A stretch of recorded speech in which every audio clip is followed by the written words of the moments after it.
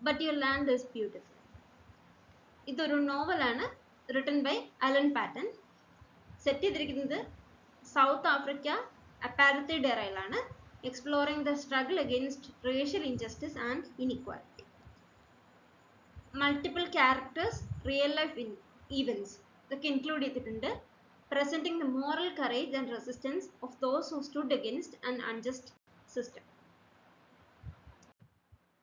Allen Paton ഒരു south African writer ആണ്, known for his strong opposition to apartheid. അപ്പാരത്തൈഡിനെതിരെയുള്ള ഒരു സ്ട്രോങ് ഓപ്പോസിഷന് ഫേമസ് ആയിട്ടുള്ള ഒരു ആഫ്രിക്കൻ റൈറ്റർ ആണ് Alan Paton. Social justice, human dignity, need for equality പോലുള്ള വളരെ ഇമ്പോർട്ടൻ്റ് ആൻഡ് സീരിയസ് ആയിട്ടുള്ള മാറ്റേഴ്സിൽ ഫോക്കസ് ചെയ്തുകൊണ്ടാണ് അദ്ദേഹം നോവൽസ് എഴുതിയിരുന്നത്. ഈ ഒരു പർട്ടിക്കുലർ നോവലിൽ Paton combines fiction with real historical events.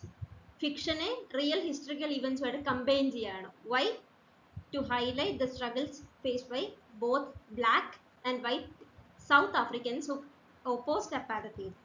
അപ്പാരത്തൈഡിനെ oppose ചെയ്ത ബ്ലാക്ക് സൗത്ത് ആഫ്രിക്കൻസിനെയും വൈറ്റ് സൗത്ത് ആഫ്രിക്കൻസിനെയും അവരുടെ സ്ട്രഗിൾസിനെയും റെപ്രസെന്റ് ചെയ്യുന്ന, ഹൈലൈറ്റ് ചെയ്യുന്ന ഒരു നോവലാണ് ഇത്. ഈ ഒരു നോവൽ പ്രസന്റ് ചെയ്യുന്ന ഒരു സൊസൈറ്റിയാണ്, society deeply divided by race and inequality. Race, inequality പോലുള്ള സബ്ജക്ട്സ് കാരണം ഡിവൈഡ് ചെയ്യപ്പെട്ടു പോയ ഒരു സൊസൈറ്റിയാണ് പ്രസന്റ് ചെയ്യുന്നത്. അങ്ങനെ ഒരു സിസ്റ്റത്തിൽ റിമൈനിങ് സൈലന്റ് അതുപോലെ ഒരു മോറൽ ഡിസിഷനാണ്. അത്ര ഹാർഷ് ആയിട്ടുള്ള ഒരു സിറ്റുവേഷനിൽ മിണ്ടാതിരിക്കുന്നത് പോലെ ഒരു മോറൽ ഡിസിഷനാണ്. As individuals must choose whether to support or resist injustice. അവര് both black and white South Africans അവർ രണ്ട് കൂട്ടരും ഇൻജസ്റ്റിസ് ഫേസ് ചെയ്യുന്നുണ്ട്. So they have to decide, ഒരു മോറൽ ഡിസിഷൻ അവർ എടുക്കണം as to whether to support or resist injustice. അവർക്കെതിരെ ഉണ്ടാവുന്ന ആ ഇൻജസ്റ്റിസിനെ റെസിസ്റ്റ് ചെയ്യണോ അതോ സൈലന്റ് ആയിട്ട് റിമെയിൻ ചെയ്യണോ എന്നുള്ളത് പോലും ഒരു മോറൽ ഡിസിഷൻ, ഒരു മോറൽ ഡിലൈമയായപ്പോഴാണ് സച്ച് എ സിറ്റുവേഷനിൽ, അങ്ങനെ ഒരു സാഹചര്യത്തിൽ അത് വളരെ ഇമ്പോർട്ടൻ്റ് ആയിട്ടുള്ള ഒരു ഡിസിഷൻ ആയിരിക്കും. In a society deeply divided by race and inequality. ഈ ഒരു നോവൽ സെറ്റ് ചെയ്തിരിക്കുന്നത് സൗത്ത് ആഫ്രിക്കയിലാണ് during the apartheid period, where laws enforced racial segregation and denied basic rights to non-white citizens. അവിടെ നോൺ വൈറ്റ് സിറ്റിസൻസിന് basic right deny ചെയ്യപ്പെടുകയാണ്, racial segregation ഉണ്ടാകുന്നു, laws enforce ചെയ്യപ്പെടുകയാണ്. British rule അല്ലെ കൊളോണിയൽ റൂളിൽ impose ചെയ്യുന്ന കുറെ ലോസ് ഇവരുടെ പുറത്ത് എൻഫോഴ്സ് ചെയ്യപ്പെടുകയാണ്, ഇമ്പോസ് ചെയ്യപ്പെടുകയാണ്. അതാണ് സൗത്ത് ആഫ്രിക്കൻ അപ്പാരത്തൈഡ് പീരീഡ് എന്ന് പറയുന്നത്. ഒരു സിംഗിൾ പ്രോട്ടഗോണിസ്റ്റിനെ അല്ല ഈ നോവൽ ഫോളോ ചെയ്യുന്നത്, but instead presence of multiple characters. Black and white ആഫ്രിക്കൻസിനെ കുറെ ആൾക്കാർ, ഒരു സിംഗിൾ ഇൻഡിവിജ്വലിനെ അല്ല, ബട്ട് മൾട്ടിറ്റ്യൂഡ് ഓഫ് പീപ്പിളിനെ, മൾട്ടിറ്റ്യൂഡ് ഓഫ് ക്യാരക്ടേഴ്സിനെയാണ് ഫോളോ ചെയ്യുന്നത്. People who are affected by and people who respond to this system. എല്ലാവരും, both white and black South Africans ആ ഒരു ടൈമിൽ they were affected by injustice, racial injustice. പക്ഷെ അതിൻ്റെ ഒരു ഗ്രൂപ്പ് ഓഫ് ആൾക്കാർ they chose to respond to the system, to stand against the system, to secure their dignity. On the other hand സാധാരണക്കാർ, അവർക്ക് ഒരു മോറൽ ഡിസിഷനാണ്, അവർക്ക് റെസ്പോണ്ട് ചെയ്യണോ അതോ അത് സഹിച്ചുകൊണ്ടിരിക്കണോ എന്നുള്ളത് ഒരു മോറൽ ഡിസിഷനാണ്, which they can't decide upon. Some characters chose to resist apartheid. എങ്ങനെയാണ്? Through peaceful protest, legal action or personal sacrifice.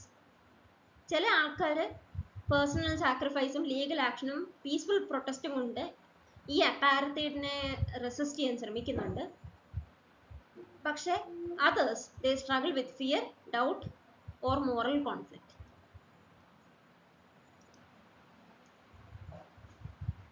ഈ നോവൽ ഹൈലൈറ്റ് ചെയ്യുന്നത് റിയൽ ഇവൻറ്റ്സ് ആണ്, such as protest against passing laws and how individuals and communities are impacted by oppression.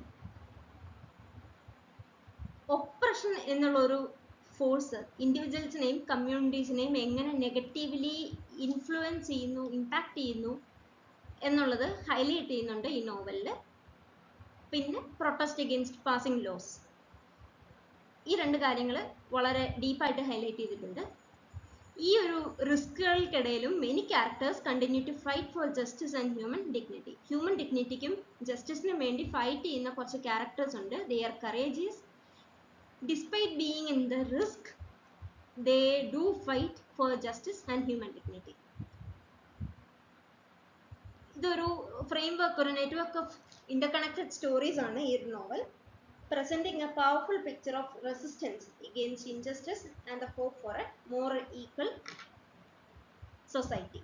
ഒരു ഹോപ്പാണ്, ഒരു more equal സൊസൈറ്റിക്ക് വേണ്ടിയിട്ടുള്ള ഒരു ഹോപ്പാണ്. പിന്നെ ഒരു ഫൈറ്റ്, ഒരു റെസിസ്റ്റൻസ് അഗെയിൻസ്റ്റ് ഇൻജസ്റ്റിസ്. അപ്പോൾ novel thus presents a powerful picture of resistance against injustice and the hope for a more equal society. ഇൻജസ്റ്റിസിനെതിരെയുള്ള ഒരു പ്രൊട്ടസ്റ്റും ഒരു മോർ ഈക്വൽ സൊസൈറ്റിക്ക് വേണ്ടിയിട്ടുള്ള ഒരു ഹോപ്പും കൂടിയിട്ടാണ് ഈ നോവൽ കൺവേ ചെയ്യുന്ന മെസ്സേജ്. ഒരു സിംഗിൾ ഇൻഡിവിജ്വലിനെ ഫോക്കസ് ചെയ്യുന്നതിന് പകരം this novel focuses on multitude of characters. Paton എങ്ങനെയാണ്, എന്തുകൊണ്ടാണ് മൾട്ടിറ്റ്യൂഡ് ഓഫ് ക്യാരക്ടേഴ്സിനെ, അവരുടെ വോയിസിനെ റെപ്രസെന്റ് ചെയ്യുന്നത്? To show different perspectives on apartheid. Apartheid എന്നുള്ള ഒരു ഇൻജസ്റ്റിസ്, അതിനെ പറ്റിയുള്ള പല ആൾക്കാരുടെ പെർസ്പെക്റ്റീവ്സ്, ഒരാളുടെ പെർസ്പെക്റ്റീവ് ആയിരിക്കില്ല മറ്റേ ആളുടെ perspective. Their stories will be different, their views will be different. അങ്ങനെ മൾട്ടിപ്പിൾ പെർസ്പെക്റ്റീവ്സ് കാണിക്കാനായിട്ടാണ്, അപ്പാരത്തൈഡിനെ കുറിച്ചുള്ള മൾട്ടിപ്പിൾ പെർസ്പെക്റ്റീവ്സ് കാണിക്കാനായിട്ടാണ് പേറ്റൺ മൾട്ടിറ്റ്യൂഡ് ഓഫ് ക്യാരക്ടേഴ്സിനെ ഈ നോവലിൽ അറേഞ്ച് ചെയ്തിരിക്കുന്നത്. Central theme of the novel justice ആണ്. എന്തുകൊണ്ടാണ് ക്യാരക്ടേഴ്സ് ചാലഞ്ച് അൺഫെയർ സിസ്റ്റം, ഒരു അൺഫെയർ സിസ്റ്റം, ഇൻജസ്റ്റിസ്, അപ്പാരത്തൈഡ്, അതിനെല്ലാം ചില characters they challenge, they resist against it. അതാണ് ജസ്റ്റിസ്. ജസ്റ്റിസ് റീഗെയിൻ ചെയ്യാനായിട്ട്, ജസ്റ്റിസ് ഗെയിൻ ചെയ്യാനായിട്ട് അവരുടെ ഒരു റെസിസ്റ്റൻസ് ആണ് സെൻട്രൽ തീം. അടുത്തത് റെസിസ്റ്റൻസ് ആണ്. It's also important. എന്തുകൊണ്ടാണ്? Individuals taking a stand against oppression. ഒപ്രഷനെതിരെ ഒരു സ്റ്റാൻഡ് എടുക്കുകയാണ് ഇൻഡിവിജ്വൽസ്. That is resistance. അടുത്ത സെൻട്രൽ തീം എന്ന് പറയുമ്പോൾ മോറൽ ചോയ്സ് ആണ്. ക്യാരക്ടേഴ്സിന് രണ്ട് ഓപ്ഷൻസ് ആണ്. Either to remain silent or to act. ഒന്നെങ്കിൽ സൈലന്റ് ആയിട്ട് എല്ലാം സഹിച്ചുകൊണ്ടിരിക്കാം, അല്ലെങ്കിൽ they can decide to resist to save their dignity, to gain justice. അപ്പോൾ ഒരു മോറൽ ചോയ്സിന്റെ ക്വസ്റ്റ്യൻ ആണ് ഇവിടെ. സൈലന്റ് ആയിട്ട് ഇരുന്ന് കഴിഞ്ഞാൽ സൈലന്റ് ആയിട്ട് എന്നും ഇരിക്കത്തേ ഉള്ളൂ. But if they choose to resist, that is something different and powerful. So the theme of moral choice അതും വളരെ സിഗ്നിഫിക്കൻ്റ് ആണ്. ഈ തീംസ് ഹൈലൈറ്റ് ചെയ്യുന്നത് the importance of courage and ethical responsibility. ഇൻജസ്റ്റിസിന്റെ സമയത്ത് എത്തിക്കൽ റെസ്പോൺസിബിലിറ്റിയുടെയും കറേജിന്റെയും ഇമ്പോർട്ടൻസ് ആണ് ഈ തീംസ് ഹൈലൈറ്റ് ചെയ്യുന്നത് ഈ നോവലിൽ. Highlighting importance of courage and ethical responsibility in times of injustice. ഇൻജസ്റ്റിസിന്റെ ടൈമിൽ കറേജിന്റെയും എത്തിക്കൽ റെസ്പോൺസിബിലിറ്റിയുടെയും ഇമ്പോർട്ടൻസ്. ഈ നോവലിന്റെ tone is serious and reflective. എന്തുകൊണ്ടാണ്? because it deals with harsh realities of apartheid. apartheid എന്ന് പറയുന്ന ഇൻജസ്റ്റിസിന്റെ ഹാർഷ് റിയാലിറ്റീസിനെ കുറിച്ച് മെൻഷൻ ചെയ്യുന്ന, അല്ലെ അതിനെ ഡീൽ ചെയ്യുന്ന ഒരു നോവലാണ്. That is why the tone of the novel is serious and reflective. Serious tone ആണ്, അതുപോലെ തന്നെ reflective of the harsh realities of apartheid. അപ്പാരത്തൈഡിന്റെ ഹാർഷ് റിയാലിറ്റീസിനെ റിഫ്ലക്ട് ചെയ്യുന്ന ഒരു നോവലാണ്. അറ്റ് ദ സെയിം ടൈം ഒരു സെൻസ് ഓഫ് ഹോപ്പ് ഉണ്ട്. എന്തുകൊണ്ടാണ്? The story highlights the courage of those who resist injustice. On one side ചില ആൾക്കാർ ഈ ഇൻജസ്റ്റിസിനെ റെസിസ്റ്റ് ചെയ്യാൻ നോക്കുന്നുണ്ട്. ഓൺ ദ അതർ സൈഡ് ആൾക്കാർ അതിനെ സൈലന്റ് ആയിട്ട് സഹിച്ചുകൊണ്ടിരിക്കുകയാണ്. So there is a sense of hope, എന്തുകൊണ്ടാണ്? Because at least some of the people they have the courage to resist injustice. അതൊരു ഇൻജസ്റ്റിസിനെ റെസിസ്റ്റ് ചെയ്യാനുള്ള ഒരു കറേജ് എന്ന് പറയുന്നത് അതിൻ്റെ ഒരു സെൻസ് ഓഫ് ഹോപ്പാണ്. So this is another tone.